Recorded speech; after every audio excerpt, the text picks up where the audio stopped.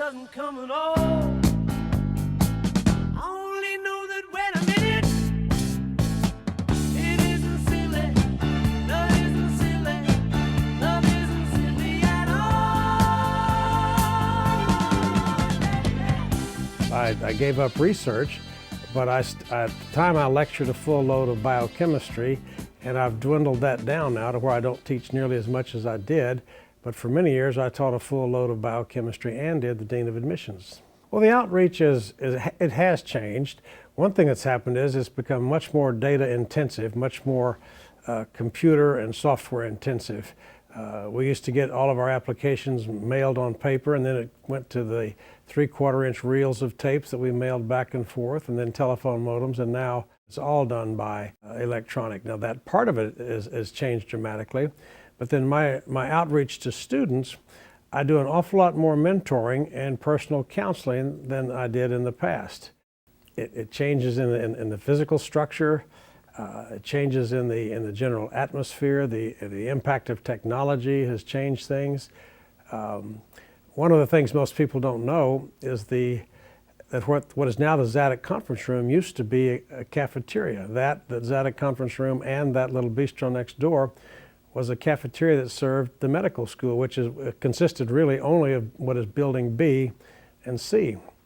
And everybody ate lunch there together, the faculty, the staff, the students, the administrators, and everybody rubbed elbows with everybody every day and had a great time doing it. And then somebody came along with a great idea to save money or make money and did away with that. They get younger every year. I know that's my perspective. How the students change, I think they're much the same. And if they want to be a doctor, if they want to be a physician, I can most of the times, almost all the times, tell them how to do that. My job basically is to fill up their plate, and I'm pretty good at that. I got the greatest job in the world 95% of the time, and I love what I do. I feel so honored to have these people trust me the way they do, these young people. I feel just tremendously humbled and honored by their accomplishments, by their achievements, and by being able to play what to me is a fairly small role, but often has a very big impact.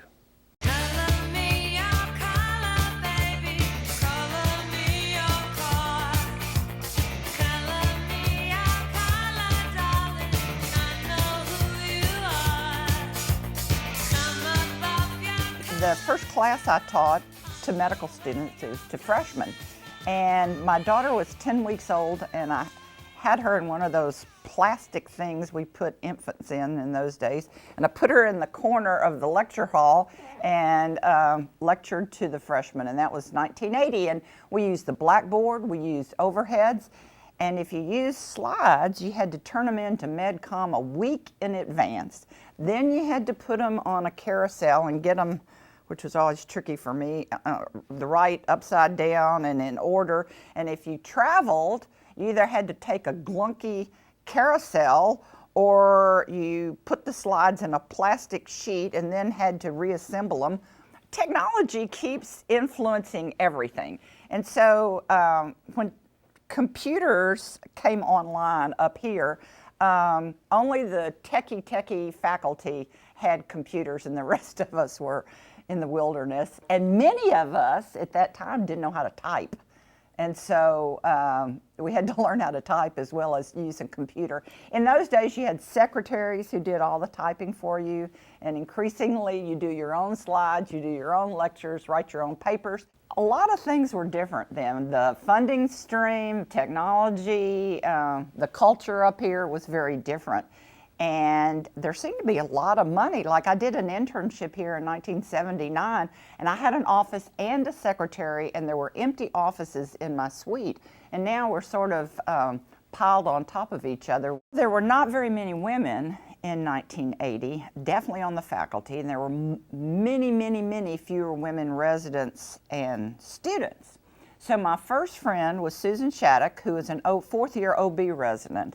And she was told when she was interviewing for residency slots that she wasn't strong enough to deliver babies.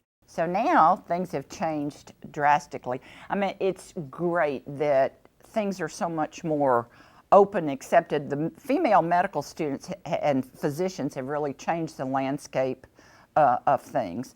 One of the first things I did was walk around and pick up patient education materials and assess them for reading level. And then I developed a reading test. And when I first went to conferences, I was told this doesn't belong in medicine. This is education and doesn't belong in medicine. And so now it's sort of mainstreamed and people realize that really it's a part of communication, that physicians have to communicate in a way that people can understand and apply it, act on it.